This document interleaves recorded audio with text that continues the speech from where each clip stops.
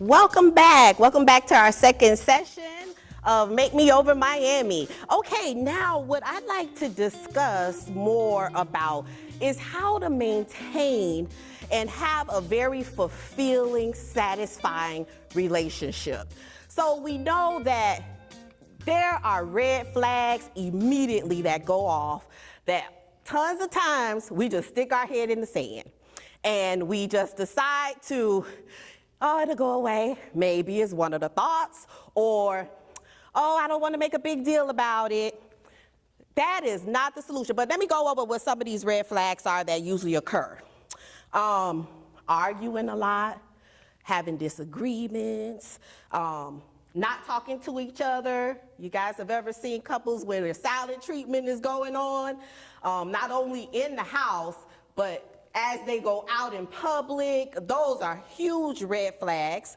Now to move more to the intimate levels, when there's some infidelity, possibly cheating, no sex, that's a big one. As well as not sleeping together. I have a lot of couples who don't sleep together, and those are red flags. What ends up happening when we have these red flags? Usually it's a lack of trust, no honesty, no intimacy, and no connection. If you have a relationship and we don't have any intimacy going on there, you know, I love to tell my couples, what does intimacy mean? Into me you see. Now that's a relationship that'll fair weather the test of time no matter what comes or goes. So that ultimately becomes the goal of when I am doing my couples or marriage and family counseling. What are the influences? You know, a lot of people come in and they like to say, well, it's because of him and it's because of her. And I love to challenge that by saying, what if I told you it was not either of your fault? There is no cause or effect. What if I told you that it was because of the interactional cycle? And I know I have a lot of couples, they come in now, they're like, Wynette, please stop using all these really big words. Could you break it down for me? What does that mean? What are you talking about, the interactional cycle? Well, the interactional cycle relates to how we are relating to each other. So what do I mean when I say that? I love to plant in our minds the thought of the infinity sign. How does the infinity sign go? It loops around once and it loops around twice. So that's the best way I can describe the interactional cycle. I'll break it down with an example. Come home from work, the wife is tired, she's really had a long day. Husband's at home, he's in the couch, watching TV, playing his video games, and she's expecting to get some type of greeting from him. But instead, he completely ignores her. So, wife enters the home, wife gets ignored, husband then, she starts getting upset, possibly argumentative. Husband then, do what? Ignore her more. That's the interactional cycle that keeps the problem or the challenge in a relationship continuing more. So that's usually the root, and that's really simplifying it. But those are an example of what causes challenges in our relationship, if that makes sense. Now, moving on to some of the solutions. That's one of the differences. I don't know, you guys have heard a lot about the different type of mental health helpers. The lens of couples or marriage and family therapists that are different is that we're very strength-based. So we're looking for solutions. So you won't find me or anyone possibly in my program at the school heavily focused on the problem. Now we do need to touch bases on what's going on, because that's the reality. We can't be the ones not sticking our head in the sand. But we don't want to spend a whole lot of time there because you already know what's not working. The ultimate goal is to begin to say, what do I want to happen here? What are the solutions I'm looking for? So when we began exploring how to make over our relationships, okay, one of the things that is very important is no judgment, no blaming. I love to let the couples know when you come in, you are in a safe place. There is no judgment here. And you know how sometimes you're telling your story and this is all kind of intimate stuff? Like, oh my gosh, I feel vulnerable is what ends up happening. You begin to feel like, oh, I'm totally exposing myself.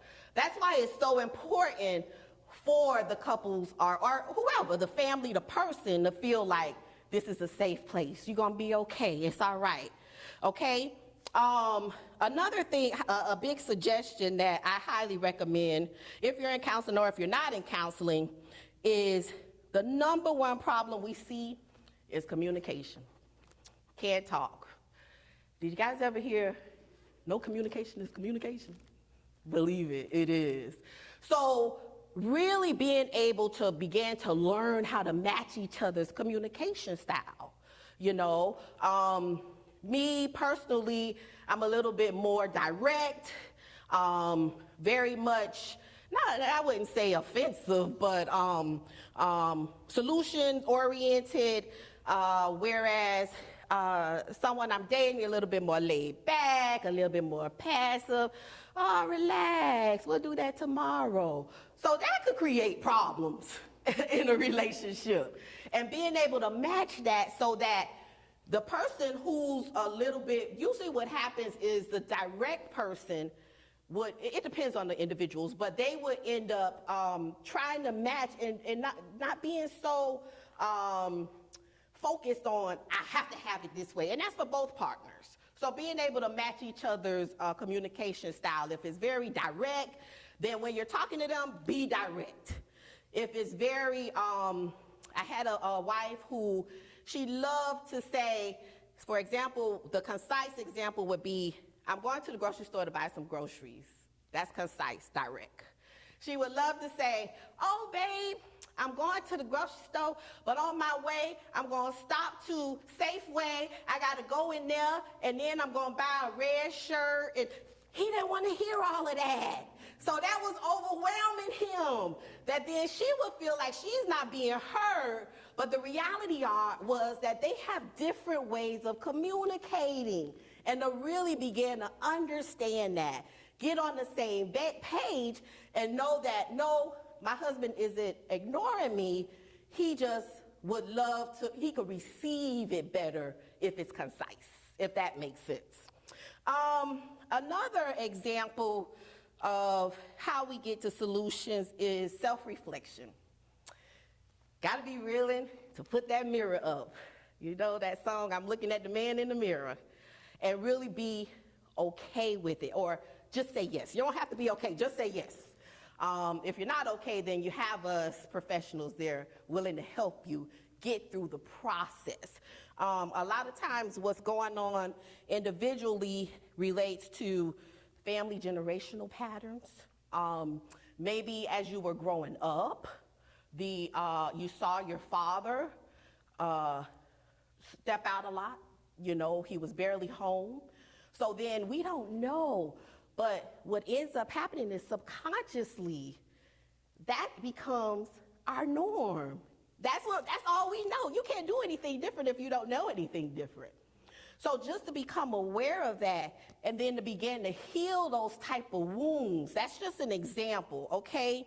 As well as when you see individuals in relationship and one has less confidence or self-esteem. Well, how did that usually manifest? It usually manifests with, where are you? You not home yet? Oh, I know you out there doing something. And possibly that person isn't, but it has so much to do internally with needing to gain that confidence, which a lot of that comes from our upbringing as well, how confident we feel.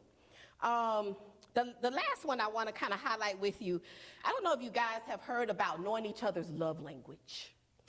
Research has shown there's 5 very important love languages. And when we say love languages, we are saying basically the way individuals receive something, and to them it means, yeah, you love me, okay? So one of them is gifts. So when your partner gives you gifts, if you were an individual whose love language was receiving gifts, 100%, there's no doubt he loves me, okay? I'll go through them all and highlight them one by one a little bit. Quality time is the second one. Words of affirmation is the third. Acts of service is the fourth. And physical touch is the fifth. Now, here's the, I think, most important part to be aware of. If your love language is acts of service, but your partner's love language is verbal affirmations, what we come into relationships thinking is that, well, your love language should be my love language. Not knowing that you are you and I am me. So let me get to know you, right? So what ends up happening is if you're not getting the love language that is your preferred love language, you don't feel loved. Whereas your partner is thinking, oh, but I'm giving you what means love to me, so what's wrong here? I can't make her happy. This is just so frustrating. And that's when we get the disappointments and just totally feeling like giving up. And ultimately, it does contribute to the divorce rate being so high. That's why I do highly, highly invite all of us, the audience, our viewers, to get that help, get that assistance. I wanted to highlight for you too, especially being a marriage and family therapist. As I stated, one of the differences is we don't diagnose. So we don't spend time really putting a label, you know, that's pretty much what we call it. Even though it's the medical model and I have full respect for it, when it comes to relationships, it only creates what? Blame. Oh, you got ADHD, that's what's wrong with you. So we see it as it's just not as beneficial when it comes to improving relationships, which is the goal of a family therapist, okay, if that makes sense for you. Also, another important factor about us is we are able to do couples, family therapy with just one person. Any questions like, how is that person? Couple is two, family is two or more. What are you talking about, Dr. Wynette? Well, it's the lens that we're taking. It's the particular questions that we're asking.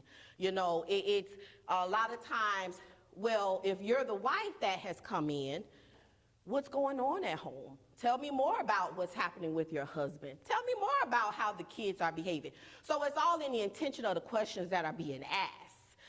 So I highly recommend that if you do have any type of couples, relationship issues, definitely seek the assistance of a family therapist. And the last tip I want to leave you with is just really be willing to say yes. To be able to make that call is one of the most challenging things that a lot of, I notice my clients, I always like to greet them with that response of, I'm so proud of you, congratulations, because I know it took a lot of effort. So with that said, as I wrap up, I'd just like to leave you with my website.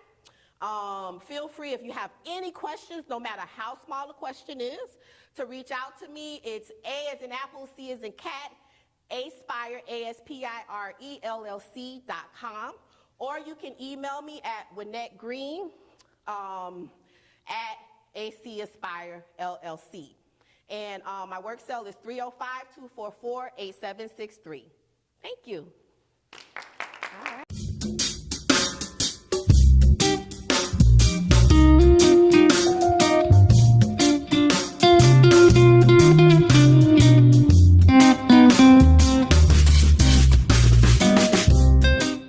Does anyone have any questions for me? Okay. My question is, what is your advice to an A-type person dating a non-A-type person in terms of slowing them down? Whoa, what a really good question. And I hope everyone knows what Lonnie means when he say type A. It's that aggression, the aggressor. So the one who's like, I gotta make it happen. It's gonna happen yesterday. And then passive aggressive. So we have passive aggressive, assertive, and then aggressive. So usually type A is between assertive and aggressive. It's along that continuum versus the other type, which could be the partner, which is more passive to assertive. What ends up happening is they have to find a way. First of all, he has to slow down, or she. So to answer your question, Lonnie, that type A personality would need to slow down a little bit more. That's the hardest thing in the world because he wants an answer. He wants it now. Let's do this. What's wrong with you? Come on. And insight is the first response I can give, and awareness to that relationship moving towards being a very, very successful relationship. Insight to the fact that this is me. I'm a go-getter. Not to say that a passive aggressive person is not a go-getter.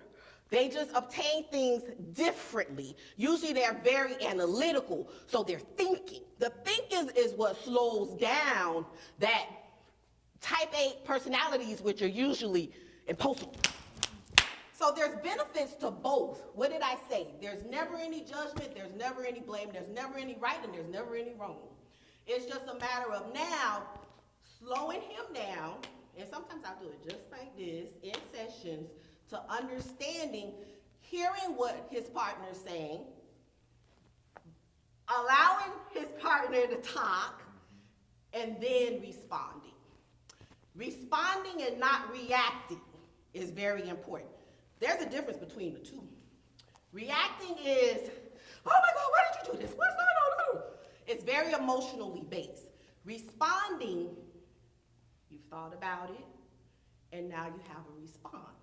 That's usually what you'll get more on the passive aggressive side, because they thought about it before they're not going to say something. Does that answer your question? Yeah. I can spend like a whole hour on it, but okay, all right. And it's partly already answered by what you just said as far as responding and reacting, because after being married for 26 years. Whoa, congratulations. Woo-hoo, let's give her a hand, gang.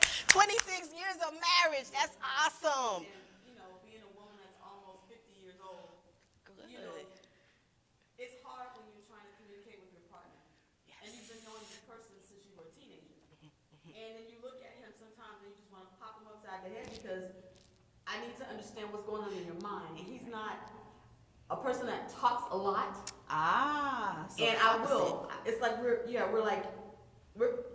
combative sometimes because it's like I need to know what you're thinking, but he always assumes that I'm thinking the worst when I'm not. So how do you fix that? I love it. Well, usually what's going on, and I am going to have to give some assumption.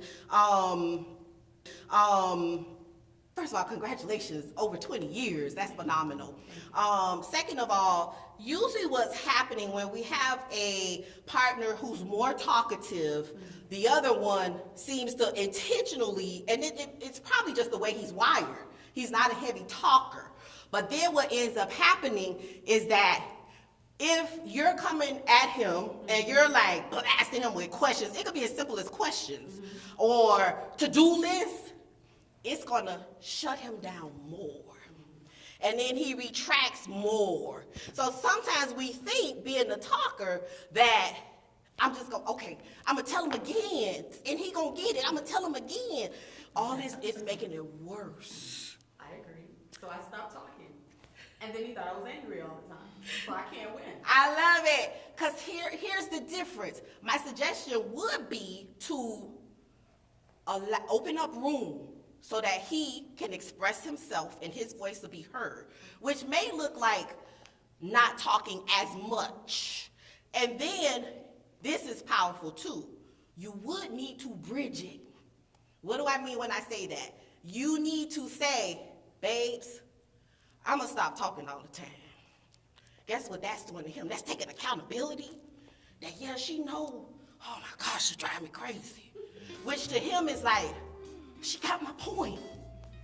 I'm gonna go ahead. I heard this lady, she was talking, she said, let me just open up room, let you talk more. I guarantee you he'll take that step. He'll move in that space. You'll begin to slowly see the change that will make the relationship stronger. All right. Thank you guys. It was a pleasure.